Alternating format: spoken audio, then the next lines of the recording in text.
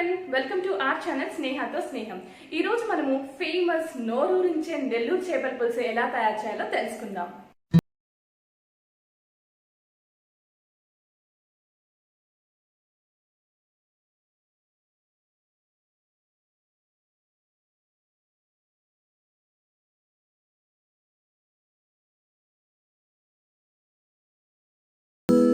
నెల్లూరు చేపల పులుసు అనగానే ఎవరికి వారు ఇదే కరెక్ట్ ప్రాసెస్ అని అనుకుంటూ ఉంటారు. బట్ ఒక్కొక్కరు వాళ్ళ టేస్ట్కి తగ్గట్టు డిఫరెంట్ ప్రాసెస్ ఫాలో అవుతూ ఉంటారు. లైక్ నెల్లూరు బోర్డర్ సైడ్ చూసినట్లయితే వాళ్ళు చేపల పులుసులో అల్లం, వెల్లుల్లి, గరం మసాలా ఇవన్నీ యాడ్ చేసుకుంటారు. నెల్లూరు పక్కన బుచ్చిరెడ్డిపాలెం, ఆత్మకూరు అండ్ ఇంకా సంగం ఇటు సైడ్ చూసినట్లయితే వాళ్ళు ఒక ప్రాసెస్ ఫాలో అవుతూ ఉంటారు. వాళ్ళు జింజర్, గార్లిక్, గరం మసాలా ఇవేమి యాడ్ చేయరు. మాది నెల్లూరు పక్కన ఉన్న బుచ్చిరెడ్డిపాలెం. ఇప్పుడు నేను చూపించే ఈ చేపలు కూడా మా అమ్మమ్మ దగ్గర నుంచి మేము నేర్చుకున్నాము. అండ్ మా అమ్మ అయితే ఈ కర్రీ చాలా బాగా చేస్తుంది. మేము ఈ చేపల కూరలో అల్లం, వెల్లుల్లి, గరం మసాలా ఇవేమి యాడ్ చేయం. బట్ చేపల కూర మాత్రం చాలా చాలా టేస్టీగా ఉంటుంది, ట్రస్ట్ మీ. అండ్ నెల్లూరు చేపల పులుసు ప్రత్యేకత ఏంటి అంటే మనం కర్రీ చేసిన 3 రోజులకు కూడా ఆ కర్రీ అస్సలు పాడవదు. ఈవెన్ మనం ఫ్రిడ్జ్ లో కూడా పెట్టాల్సిన అవసరం లేదు. ఇక ఏ మాత్రం ఆలస్యం చేయకుండా మనం కర్రీని స్టార్ట్ చేసేద్దాం. నీట్గా క్లీన్ చేసుకున్న చేపలు 1 కేజీ. నేను ఇక్కడ తీసుకున్న చేప పేరు గండి. 1 కేజీ చేపకి 150 గ్రాముల చింతపండు తీసుకోవాలి. దీన్ని మనం ఒక హాఫ్ అన్ అవర్ ముందే నానపెట్టుకొని చింతపండు రసాన్ని రెడీ చేసుకోండి. తరువాత పచ్చి మామిడికాయ, ఇది మీకు సీజన్లో దొరికినట్లయితే యాడ్ చేసుకోండి, కర్రీ చాలా టేస్టీగా ఉంటుంది. ఒకవేళ దొరకనట్లయితే స్కిప్ చేయండి.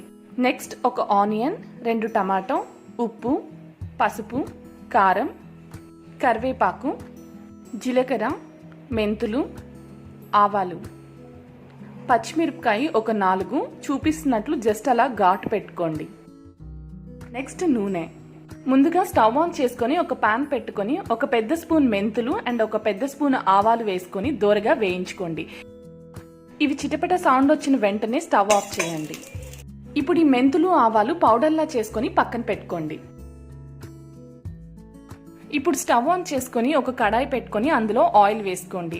ఇక్కడ నేను మీడియం కప్ నిండా ఆయిల్ వేసుకున్నాను, అంటే అప్రాక్సిమేట్లీ 12 పెద్ద స్పూన్స్ ఆయిల్ పడుతుంది. నూనె వేడైన తర్వాత పోపు పెట్టుకోవాలి. పోపులో చిన్న స్పూన్తో జీలకర్ర, ఆవాలు, మెంతులు, తరిగిన ఉల్లిపాయలు, కరివేపాకు వేసుకొని ఉల్లిపాయలు దోరగా వేగేంత వరకు ఫ్రై చేసుకోవాలి. మనకి చేపల పులుసులో నూనె, కారం కొంచెం ఎక్కువగానే పడుతుంది. ఉల్లిపాయలు దోరగా ఫ్రై అయిన తర్వాత టమాటో, పచ్చిమిర్చి కూడా యాడ్ చేసుకొని ఇంకొంచెం సేపు ఫ్రై చేసుకోండి. ఈ టమాటోస్ ఫ్రై అయ్యే లోపు మనం చింతపండు పులుసులో ఉప్పు, కారం, పసుపు యాడ్ చేసుకుందాం. చింతపండు బాగా నానిన తర్వాత చిక్కటి గుజ్జులా తయారు చేసుకోండి.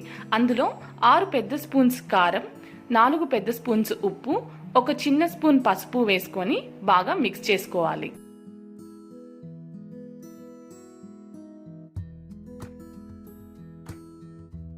ఉల్లిపాయలు, టమాటాలు బాగా ఫ్రై అయ్యాయి. ఇప్పుడు ఈ చింతపండు రసాన్ని కూడా యాడ్ చేసుకోండి. చిన్న టీ కప్ తోటి వాటర్ వేసుకొని ఈ పులుసుని ఒక 2 పొంగులు వచ్చే వరకు బాగా మరగని.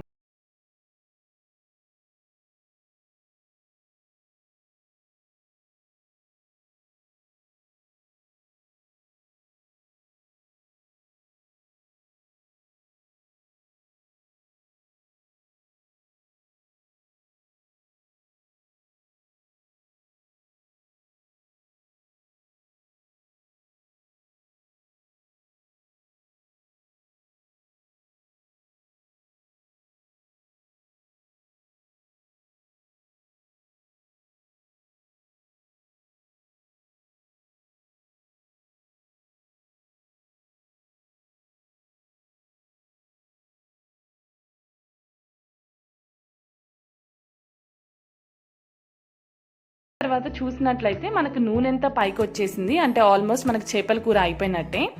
ఇప్పుడు మనం ముందుగా దంచి పెట్టుకున్న మెంతులు, ఆవాలు పౌడర్ని ఈ చేపల పులుసులో యాడ్ చేయాలి. ఇలా పొడిని అక్కడక్కడ చల్లుతూ ముక్కల్ని కదిలించకుండా పొడి అంతా పులుసులో బాగా మిక్స్ అయ్యేలా స్పూన్ హెల్ప్తో మిక్స్ చేయండి. లేకపోతే కడాయిని రౌండ్గా షేక్ చేయండి. మరీ ఎక్కువ కదిలించొద్దు, ముక్కలు చెదిరిపోతాయి. నెల్లూరు చేపల పులుసులో ఈ మెంతులు ఆవాలు పొడి చాలా ఇంపార్టెంట్. ఈ పొడి వల్లనే మనకి కర్రీ చాలా చాలా టేస్టీగా వస్తుంది.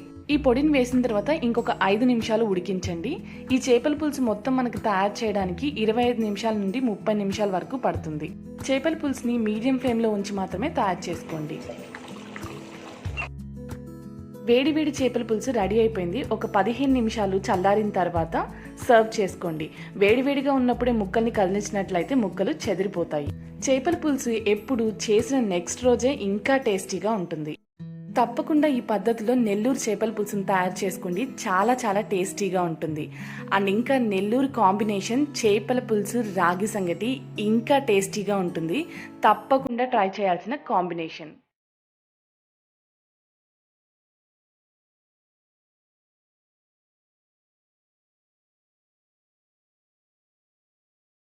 మీ అందరికీ ఈ చేపల పులుసు రెసిపీ నచ్చినట్లయితే please like, share and subscribe. Thank you so much. Stay healthy and stay safe.